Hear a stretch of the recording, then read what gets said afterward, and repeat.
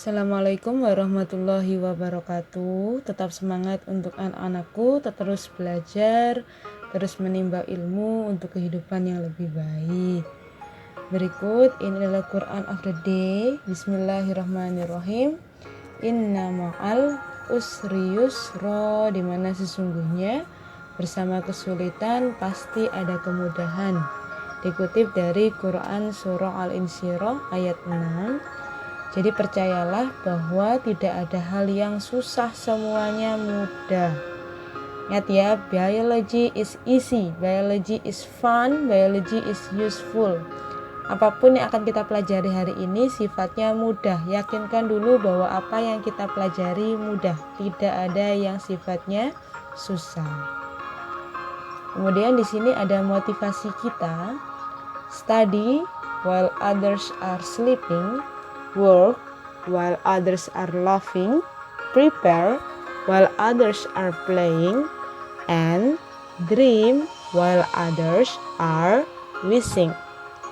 Tanamkan dalam hati tentang motivasi ini untuk terus semangat belajar, tidak pantang menyerah.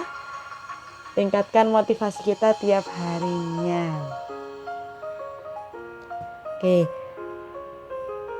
Yang pertama, pada pertemuan hari ini kita akan melakukan suatu review di mana kita akan mempelajari kembali beberapa bab yang sudah kita pelajari sebelumnya. Are you ready for study now? Sudahkah kalian siap untuk belajar kali ini? Learning goals kita apa? Hari ini kita akan belajar 3 bab utama yang akan kita bahas ulang, yang akan kita review ulang. Yang pertama ada sistem peredaran darah, sistem pencernaan, serta yang terakhir ada sistem ekskresi. Untuk sistem pernafasan akan kita bahas pada pertemuan berikutnya. Hari ini kita akan fokus 3 sistem yang akan kita bahas. Dari peredaran darah sampai ekskresi. Sistem peredaran darah pada manusia memiliki peran penting dalam tubuh kita.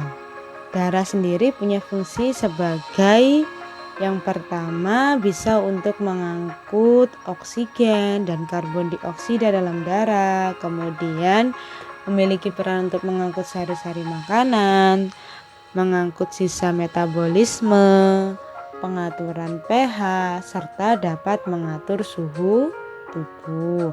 Selain itu, darah sendiri mampu mengangkut senyawa lain seperti hormon dan beberapa protein penting yang kita butuhkan dalam kehidupan sehari-hari. Apabila kita terluka kemudian mengeluarkan darah, maka darah yang kita lihat ini berbentuk cairan berwarna merah dan sifatnya lebih kental daripada air. Mengapa darah bisa berwarna merah pada manusia? Kita akan lihat dulu mengenai komponen darah. Ketika cairan darah dimasukkan ke dalam suatu tabung, kemudian tabungnya kita sentrifuge dengan kecepatan yang tinggi, maka akan terpisah antara bagian bawah dan bagian atas. Bagian bawah yang mengendap di bawah yang warnanya merah di sini itu adalah sel-selnya. Sel-sel darah sendiri kita bagi jadi 3. Yang pertama adalah eritrosit, leukosit, dan trombosit. Sedangkan yang berwarna kuning di atas ini adalah cairan darah yang kita kenal dengan plasma darah. Eritrosit atau sel darah merah ini mengandung hemoglobin yang menyebabkan warna darah menjadi merah. Eritrosit sendiri memiliki peranan khusus untuk mengangkut oksigen dan karbon dioksida. Sedangkan untuk leukosit atau sel darah putih berperan dalam sistem imunitas, sistem pertahanan tubuh untuk menjaga tubuh kita dari serangan infeksi kuman, baik bakteri maupun virus. Untuk trombosit sendiri punya peranan dalam pembekuan darah sehingga menutup luka, memberikan suatu regenerasi dari pembuluh darah. Dan yang terakhir ada plasma darah atau cairan darah. Plasma ini memiliki peranan untuk mengangkut sari-sari makanan serta mengangkut sisa-sisa ekskresi. Jadi untuk senyawa-senyawa ekskresi seperti urea dan lain sebagainya diangkut dalam plasma darah. Bagian dari peredaran darah manusia yang penting berikutnya selain darah adalah organ jantung. Jantung merupakan organ yang berfungsi untuk mengedarkan darah sampai ke seluruh tubuh. Jantung sendiri, kalau pada manusia, memiliki 4 ruangan, 2 ruangan serambi dan 2 ruangan bilik. Serambi terletak di atas, sedangkan bilik terletak di bawah. Untuk wilayah jantung sebelah kiri mengandung darah yang kaya akan oksigen, sedangkan untuk wilayah jantung sebelah kanan mengandung darah yang kaya akan karbon dioksida. Sekarang kita akan amati peranan satu persatu dari setiap bagian jantung. Kita awali dari serambi kanan atau atrium dexter. Serambi kanan punya peranan untuk menerima darah yang kaya akan CO2 dari seluruh tubuh. Jadi serambi menerima ya. Untuk bilik kanan ini memompa darah ke wilayah paru-paru. Jadi serambi kanan menerima darah dari seluruh tubuh, sedangkan bilik kanan memompa darah ke paru-paru. Untuk serambi kiri ini menerima darahnya dari paru-paru, sehingga darah yang dikandung dalam serambi kiri merupakan darah yang kaya akan oksigen. Dan yang terakhir ada bilik kiri atau ventricle sinister. Bilik kiri ini berfungsi untuk memompa darah hingga ke seluruh tubuh. Berikut kita akan memahami tentang pembuluh darah. Darah pada manusia dibawa melalui sistem peredaran darah yang tertutup, di mana selalu berada dalam pembuluh darah. Pembuluh darah dapat kita bagi menjadi arteri dan vena yang memiliki peranan yang berbeda namun saling mendukung. Kedua pembuluh ini juga memiliki ciri yang berbeda. Bisa kita lihat dari dinding pembuluhnya. Arteri dindingnya tebal, sedangkan vena dindingnya tipis. Alirannya pun berbeda. Arteri atau nama lainnya nadi mengalirkan darah dari jantung ke seluruh tubuh atau jantung ke paru-paru, intinya keluar dari jantung. Sedangkan untuk vena atau nama lainnya balik. Jadi aliran dari vena membawa darah masuk ke wilayah jantung atau menuju jantung. Arteri ini karena memiliki dinding yang tebal, maka volume di dalam pembuluh darah arteri lebih kecil sehingga tekanannya menjadi lebih besar berbanding terbalik dengan si vena. Karena tekanan di arteri lebih besar daripada vena, maka denyut yang di arteri lebih terasa dibandingkan denyut yang dihasilkan dari pembuluh darah vena. Pada umumnya, arteri membawa darah kaya akan oksigen kecuali arteri pulmonalis. Arteri pulmonalis malah membawa karbon dioksida. Untuk vena sendiri pun kebalikannya. Vena pada umumnya kaya karbon dioksida kecuali vena pulmonalis. Sistem peredaran darah pada manusia merupakan sistem peredaran darah ganda, di mana terdapat 2 aliran darah, yaitu melalui peredaran darah besar dan peredaran darah yang kecil. Peredaran darah kecil dimulai dari bilik kanan. Bilik kanan berfungsi memompa darah sampai ke wilayah paru-paru.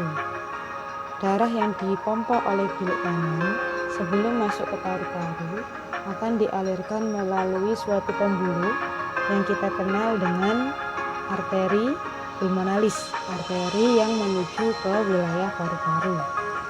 Bilik kanan ini memompakan darah yang kaya karbon dioksida, sehingga arteri pulmonalis merupakan pembuluh yang membawa darah karbon dioksida menuju paru-paru. Di paru-paru terjadi proses pertukaran gas antara karbon dioksida dan oksigen. Karbon dioksida dikeluarkan, oksigen dimasukkan. Sehingga setelah dari paru-paru, darah menjadi kaya akan oksigen. Darah kaya akan oksigen ini masuk ke suatu pembuluh yang kita kenal dengan pembuluh vena pulmonalis. Vena pulmonalis membawa darah kaya oksigen menuju wilayah jantung, tepatnya ada pada serambi kiri. Ini adalah aliran peredaran darah kecil. dari bilik kanan, arteri pulmonalis, paru-paru, vena pulmonalis, dan berakhir di serambi kiri.